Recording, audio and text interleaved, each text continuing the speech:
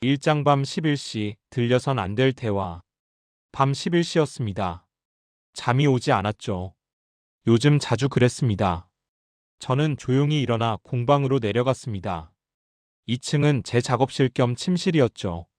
아들 가족은 1층에 살았습니다. 공방 문을 열자 익숙한 가죽 냄새가 코끝을 스쳤습니다. 40년을 이 냄새와 함께 살았죠. 남편이 세상을 떠난 후에도 저는 이곳을 지켰습니다. 수제 구두장인 박정희. 그게 제 이름이었습니다. 작업대에 앉았습니다. 라디오를 켰죠. 손에 익은 가죽을 펼쳤습니다. 바늘에 실을 깨었습니다. 이 순간만큼은 평화로웠습니다. 조용했고 온전히 제 시간이었으니까요. 그때였습니다. 엄마, 할머니 공방 언제 정리해? 아래층에서 목소리가 들려왔습니다. 손자 민수였습니다. 19살 대학 입학을 앞둔 아이였죠. 손이 멈췄습니다. 귀를 기울였습니다. 여행 다녀오면 바로 치매 검사 밀어붙이고 후견인 절차 들어가면 돼.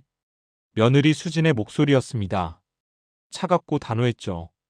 심장이 쿵 내려앉았습니다. 근데 할머니가 동의할까? 동의? 치매면 동의가 무슨 소용이야. 가족 진술만 있으면 돼. 와, 엄마 진짜. 민수가 웃었습니다. 이 건물만 해도 10억은 넘어. 공방 브랜드 가치까지 치면 더 나가지. 내 유학비, 차가 다 거기서 나오는 거야. 더 이상 듣고 싶지 않았습니다. 하지만 발이 움직이지 않았죠. 아빠는 알아? 아빠는 애매하게 가는 게 좋아. 나중에 모른 척 하려면. 숨이 막혔습니다. 손이 떨렸죠. 저는 조용히 작업대 아래를 내려다봤습니다. 낡은 구두 상자가 하나 있었습니다. 원래 주문서나 영수증, 메모를 넣어두는 곳이었죠. 무의식적으로 그 상자를 열었습니다. 빈 종이 한 장을 꺼냈습니다. 그리고 방금 들은 내용을 적기 시작했습니다. 날짜, 시간, 대화 내용. 정확하게요. 왜 그랬는지 모르겠습니다. 본능이었을까요? 장인의 습관이었을까요? 종이를 접어 상자에 넣었습니다. 그리고 상자 뚜껑을 덮었죠. 손은 여전히 떨렸습니다. 가슴은 두근거렸고요. 아래층이 조용해졌습니다. 대화가 끝난 모양이었죠. 가족이니까 함께 살자고 했을 때 그들이 한 말이었습니다. 어머니 혼자 위험하다고 했죠. 도와주겠다고 했습니다. 저는 믿었습니다. 정말 믿었습니다. 창밖으로 달이 보였습니다. 밤은 깊어지고 있었죠. 이장 가족이니까라는 함정. 1년 전이었습니다. 아들 태수가 전화를 했죠. 엄마, 우리 같이 살아요. 엄마 혼자 계시는 게 걱정돼서요. 나 괜찮아. 잘 지내고 있어. 그래도요. 가족끼리 떨어져 사는 게 뭐가 좋아요. 같이 살면서 제가 도와드릴게요. 목소리는 다정했습니다. 진심처럼 들렸죠. 저는 거절하기 어려웠습니다. 외아들이었으니까요. 그래. 그럼 들어와. 그렇게 아들 가족이 이사를 왔습니다. 처음 몇 달은 괜찮았습니다. 수지는 친절했고 민수는 공손했죠. 저녁을 함께 먹었고 주말엔 같이 장을 봤습니다. 어머니, 편하게 쉬세요. 제가 다 할게요. 수진이 그렇게 말했습니다. 설거지를 하고 청소를 했죠. 저는 고마웠습니다. 하지만 변화는 서서히 찾아왔습니다. 공방에 손님이 늘기 시작했을 때였습니다. 방송에 한번 나간 후였죠. 수제 구두장인으로 소개됐고 주문이 밀려들었습니다. 어머니, 요즘 장사 잘 되시네요. 말했습니다. 웃고 있었지만 눈빛이 달랐죠. 이 건물 가치도 많이 올랐을 텐데요. 이 동네가 요즘 뜨잖아요. 글쎄, 잘 모르겠네. 한번 알아보세요. 궁금하지 않으세요? 궁금하지 않았습니다. 팔 생각도 없었으니까요. 하지만 수지는 자꾸 물었습니다. 건물 가격, 공방 수익, 통장 잔고. 그냥 궁금해서요. 나중에 상속세 같은 것도 준비해야 하잖아요. 상속세. 그 단어가 자꾸 나왔습니다. 그리고 어느 날부터 수지는 제 손님 장부를 들여다보기 시작했습니다. 어머니, 이 날짜가 언제예요? 왜? 아무것도 아니에요. 그냥 정리하려고요. 손님 장부에는 주문 날짜와 내용이 적혀 있었습니다. 저는 모든 고객을 기억했죠. 하지만 수지는 자꾸 물었습니다. 어머니, 이 손님 기억하세요? 당연하지. 김 사장님. 작년 5월에 오셨어. 어머니 기억력 정말 좋으시네요. 칭찬 같았지만 뭔가 이상했습니다. 시험하는 것 같았죠.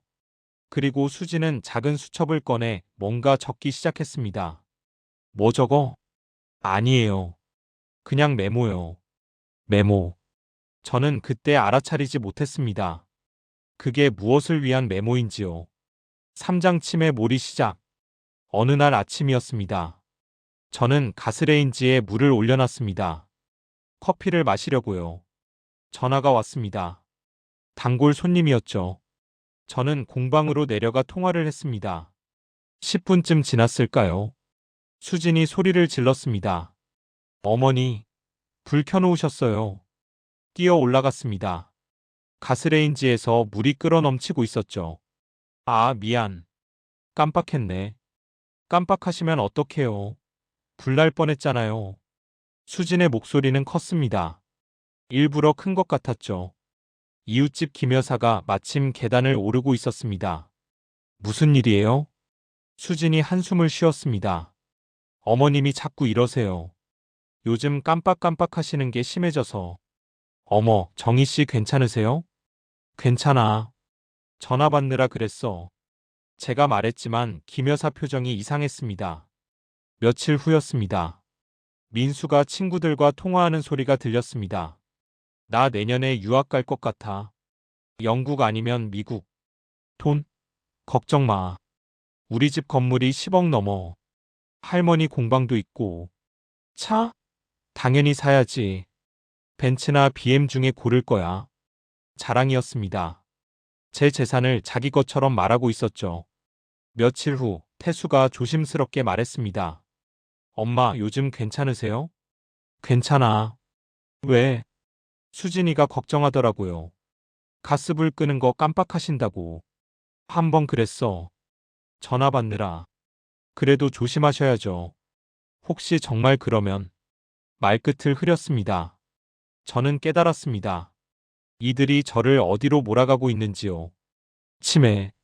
그 단어가 자꾸 집안에 맴돌았습니다. 어머니 오늘 약 드셨어요? 어머니 오늘 점심 뭐 드셨는지 기억하세요? 질문이 계속됐습니다. 마치 시험 보듯이요. 저는 모두 대답했습니다. 정확하게요. 하지만 수지는 또 수첩에 뭔가 적었습니다. 밤이었습니다. 저는 또 공방으로 내려갔습니다. 구두 상자를 꺼냈습니다. 새 종이를 넣었습니다. 가스불 사건, 민수의 통화, 수진의 질문들. 모두 적었습니다. 손이 떨렸습니다. 화가 났습니다. 하지만 참았습니다. 장인은 감정보다 정확함이 먼저니까요. 사장 설계자의 등장. 일주일 후였습니다. 저는 화장실에 가려다 수진 방 앞을 지나게 됐습니다. 문이 살짝 열려 있었죠. 목소리가 들렸습니다. 언니 나야. 조언 좀 구하려고. 시어머니 후견인 절차 말이야. 어떻게 하면 돼? 후견인. 심장이 멎었습니다. 가족 진술로 흐름 잡으면 돼. 병원 기록도 필요하고. 전화 너머에서 여자 목소리가 들렸습니다. 스피커폰이었던 거죠. 수진아, 일단 치매 진단이 나와야 해. 그 전에 가족들이 증상 기록을 많이 해놔. 날짜별로 정리하고. 그거 내가 지금 하고 있어. 매일매일 기록 중이야. 잘했어. 그리고 병원 여러 곳 다니면서 소견서 받아. 후견인 들어가면 재산 정리 쉬워. 서류는 내가 다 만들어줄게. 고마워, 지은아. 이지은. 저는 그 이름을 정확히 기억했습니다. 근데 남편분은 알아? 태수? 얘는 애매하게 가는 게 좋아. 나중에 모른 척 하려면 거리 두는 게 낫거든. 역시 똑똑하네. 시어머니 재산이 얼마나 되는데? 건물만 10억 넘고 공방 브랜드까지 치면 15억은 될걸? 월세 수입도 있고. 헐, 대박. 너희 완전 대박 났네. 둘이 웃었습니다. 제 다리가 풀렸습니다. 벽에 기댔습니다. 엄마한테도 말했어? 당연하지. 우리 엄마도 찬성이야. 요양원 비용은 시어머니 연금이랑 임대료로 충분하대. 우리 손에 없다고. 전화가 끊겼습니다. 저는 조용히 제 방으로 돌아왔습니다. 종이를 꺼냈습니다. 펜을 들었습니다. 방금 들은 대화를 모두 적었습니다. 날짜, 시간, 대화 내용, 이지은이라는 이름까지요. 손은 떨렸지만 글씨는 흔들리지 않았습니다. 종이를 접었습니다. 구두 상자에 넣었습니다. 이제 3장의 종이가 들어 있었습니다. 아직 부족했습니다. 더 모아야 했죠. 5장 증거를 구두 상자에 모으는 주인공. 그날 저는 휴대폰 매장에 갔습니다. 새 휴대폰을 샀죠. 어머님, 녹음 기능도 있고 좋아요. 직원이 설명했습니다. 녹음 기능 어떻게 쓰는지 알려주세요. 집으로 돌아왔습니다. 새 휴대폰을 서랍 깊숙이 넣어뒀습니다. 그날 밤 거실에서 대화 소리가 들렸습니다. 저는 조용히 계단 중간에 앉았습니다. 새 휴대폰의 녹음 버튼을 눌렀죠. 엄마, 할머니 병원 예약했어? 응. 다음 주 금요일. 치매 전문 병원이래. 할머니가 갈까? 억지로라도 데려가야지. 여행 전에 끝내야 돼. 여행은 언제 가는데? 3주 후. 유럽 2주 코스야. 녹음이 됐습니다. 명확하게요. 며칠 후, 저는 수진 방에 청소를 핑계로 들어갔습니다. 수진이 외출한 사이였죠. 책상 위에 수첩이 있었습니다. 펼쳐봤습니다. 증상 기록이었습니다. 11월 5일 가스불 끄는 것 잊음. 11월 7일 손님 이름 기억 못함. 11월 12일 같은 말 반복함. 모두 거짓말이었습니다. 저는 휴대폰을 꺼냈습니다. 수첩을 사진으로 찍었습니다. 한 장 한 장 정확하게요. 카카오톡도 확인했습니다. 수진과 이지은의 대화였죠. 서류 양식 보낼게. 고마워 언니. 너 덕분에 다 되겠어. 스크린샷을 찍었습니다. 모든 걸 제 휴대폰으로 전송했습니다. 그리고 원래대로 돌려놨죠. 집으로 돌아왔습니다. 구두 상자를 꺼냈습니다. 사진들을 출력했습니다. 동네 문구점에서요. 출력한 사진들을 상자에 넣었습니다. 상자가 점점 두꺼워졌습니다. 저는 상자를 쓰다듬었습니다. 40년 동안 제 손을 거쳐간 가죽들처럼 이 증거들도 제 손으로 정교하게 모은 것이었습니다. 감정은 없었습니다. 장인이 된다는 건 이런 거였습니다. 정확하게 차분하게 완성할 때까지요. 육장병원에서 뒤집히는 판. 금요일이 왔습니다. 어머니, 오늘 병원 가세요.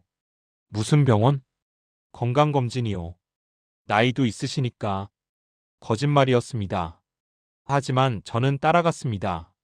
치매 전문 병원이었습니다. 진료실에 들어갔습니다. 의사가 질문을 시작했습니다. 오늘이 며칠인지 아세요? 11월 21일 금요일입니다. 대통령이 누구죠? 정확히 대답했습니다. 100에서 7을 계속 빼보세요. 93, 86, 79, 72, 65. 모든 질문에 답했습니다. 의사가 고개를 끄덕였습니다. 인지 기능은 정상이십니다. 수진이 끼어들었습니다. 선생님, 그런데 집에서는 심해요. 가스불 끄는 것도 깜빡하시고 같은 말 반복하시고요. 가족분께서 보시기엔 그러십니까? 네. 요즘 많이 심해졌어요. 의사가 저를 바라봤습니다. 어르신, 댁에서 그런 일이 있으셨나요? 한 번 있었습니다. 전화 받느라 깜빡한 거였어요. 한 번이면 문제 없습니다. 수진의 얼굴이 굳었습니다. 진료가 끝났습니다. 저는 화장실에 간다고 했습니다. 하지만 간호사실로 갔죠. 저기요. 혹시 다음 진료 때 보호자 없이 상담 가능할까요? 간호사가 고개를 끄덕였습니다. 가능하세요. 명함을 건넸습니다. 이 번호로 연락주세요. 보호자는 모르게요. 알겠습니다. 집으로 돌아오는 길이었습니다. 수지는 내내 입을 다물고 있었습니다. 저는 창밖을 바라봤습니다. 계획대로 되고 있었습니다. 7장 유럽 여행이라는 완벽한 빈집. 2주가 지났습니다. 엄마, 우리 여행 갑니다. 어디? 유럽이요. 2주 코스예요. 그래. 잘 다녀와. 엄마 혼자 괜찮으시겠어요? 괜찮아. 이들이 떠나는 날이었습니다. 손을 흔들었습니다. 차가 사라졌습니다. 저는 전화를 걸었습니다. 여보세요, 김 변호사님. 박정희입니다. 상담 좀 하고 싶습니다. 김 변호사는 40년 단골이었습니다. 지금 가겠습니다. 변호사 사무실에서 모든 걸 설명했습니다. 증거도 보여줬습니다. 구두 상자에 든 모든 것들을요. 김 변호사가 고개를 끄덕였습니다. 충분합니다. 이 정도면 법적으로 문제 없어요. 그럼 진행해 주세요. 건물명의 이전, 공방 브랜드 상표권 이전, 계좌 변경 모두 하시겠습니까? 네. 모두요. 알겠습니다. 일주일이면 됩니다. 일주일 동안 바빴습니다. 부동산에 갔습니다. 은행에 갔습니다. 세무사를 만났습니다. 모든 서류에 도장을 찍었습니다. 건물은 새 세입자에게 임대했습니다. 공방 브랜드는 제가 가져갔습니다. 집을 구했습니다. 작지만 아늑한 곳이었습니다. 짐을 쌌습니다. 많지 않았습니다. 이사를 마쳤습니다. 새집 금고에 구두 상자를 넣었습니다. 그리고 기다렸습니다. 이들이 돌아올 날을요. 8장 밤 11시 전화 한 통. 2주가 지났습니다. 태수 가족이 돌아왔습니다. 저는 새집에서 작업을 하고 있었습니다. 밤 11시였죠. 전화가 왔습니다. 어머니, 지금 어디세요? 수진이었습니다. 목소리가 떨렸습니다. 집에 있지. 집이 어디예요? 여기 아무도 없잖아요. 내 새집. 새집이요? 무슨 소리예요? 이사했어. 너희 여행 가는 동안. 이사를요? 왜요? 살고 싶어서. 수진이 비명을 질렀습니다. 어머니, 농담하시는 거죠? 공방은요? 건물은요? 공방은 내가 가져갔어. 건물은 새 세입자한테 임대했고. 전화 너머에서 태수 목소리가 들렸습니다. 엄마, 지금 장난해요? 전화가 스피커폰으로 바뀌었습니다. 장난 아니야. 진짜야. 왜 그러세요? 태수가 물었습니다. 내가 나가라기 전에 너희가 먼저 나를 내보내려 했지. 무슨 소리예요? 치매로 몰아가고 후견인 만들고 재산 다 가져가려고 했잖아. 어머니, 그건 오해예요. 오해? 그럼 녹음 파일 들어볼래? 전화 너머가 조용해졌습니다. 너희가 치매로 몰아가던 대화. 다 구두 상자에 들어있어. 녹음 파일, 사진, 수진이가 적은 거짓 증상 기록까지 전부. 어머니. 수진의 목소리가 떨렸습니다. 이지은이라는 사람도 알아. 서류 만들어준다던 그 사람. 법무사지? 같이 책임지게 될 거야. 어머니, 잠깐만요. 이 얘기는 변호사랑 해. 김 변호사 알지? 모든 서류는 변호사가 다 만들어줬어. 전화를 끊었습니다. 휴대폰을 내려놨습니다. 손이 떨렸습니다. 하지만 후회는 없었습니다. 창밖을 바라봤습니다. 달이 밝았습니다. 라디오에서 음악이 흘러나왔습니다. 조용한 밤이었습니다. 구장 사회적 처벌과 진짜 회복. 다음 날 전화가 또 왔습니다. 사모님, 이지은입니다. 떨리는 목소리였습니다. 당신 누군지 알아요. 죄송합니다. 제가 잘못했어요. 수진이가 부탁해서. 저는 그냥 도와준 것뿐이에요. 도와줬다고? 서류 조작을 도와줬다는 거지. 그게 아니라. 변호사랑 얘기하세요. 이미 다 넘어갔으니까. 전화를 끊었습니다. 며칠 후 소식이 들렸습니다. 동네 단골들이 전화를 했죠. 정희 씨 소식 들었어요. 며느리가 그랬다면서요? 정희 씨는 잘하셨어요. 당연히 그래야죠. 지지하는 목소리들이었습니다. 태수는 직장에서 문제가 됐다고 했습니다. 수지는 친정어머니와 크게 싸웠다고 했습니다. 민수는 대학에서 소문이 났다고 했습니다. 저는 아무 말도 하지 않았습니다. 그저 작업실에서 구두를 만들었습니다. 새 집은 작았지만 충분했습니다. 공방도 작게 시작했습니다. 단골들이 찾아왔습니다. 정희 씨, 여기서도 주문 받으세요? 당연하죠. 제가 만든 구두는 어디서든 만들 수 있어요. 주문이 들어왔습니다. 하나씩 정성껏 만들었습니다. 어느 날 저녁이었습니다. 문을 두드리는 소리가 들렸습니다. 태수였습니다. 혼자였습니다. 들어와. 태수가 들어왔습니다. 초췌한 얼굴이었죠. 엄마, 죄송해요. 뭐가? 제가 몰랐어요. 수진이가 그렇게까지 할 줄은. 몰랐다고? 너도 알고 있었잖아. 태수가 고개를 숙였습니다. 맞아요. 알고 있었어요. 근데 막지 못했어요. 용기가 없었어요. 그래서 용서해달라는 말은 안 할게요. 자격 없으니까. 그냥 죄송하다고 말하고 싶었어요. 저는 차를 한 모금 마셨습니다. 태수야. 네.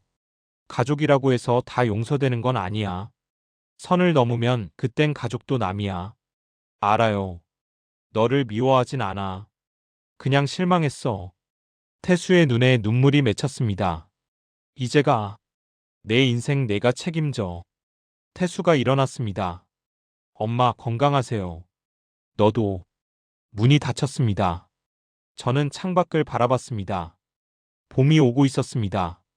공방에서 가죽 냄새가 났습니다. 익숙한 냄새였습니다. 저는 작업대로 돌아갔습니다. 바늘을 들었습니다. 한 땀 한 땀 꿰매기 시작했습니다. 가족이라도 선을 넘으면 지켜야 할 건 내 삶입니다. 그게 제가 배운 것이었습니다. 40년 장인의 삶이 가르쳐 준 것이었죠.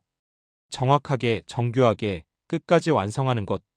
제 인생도 마찬가지였습니다. 라디오에서 음악이 흘러나왔습니다. 저는 웃었습니다. 진심으로요. 그리고 다시 바늘을 움직였습니다. 새로운 시작을 향해서요.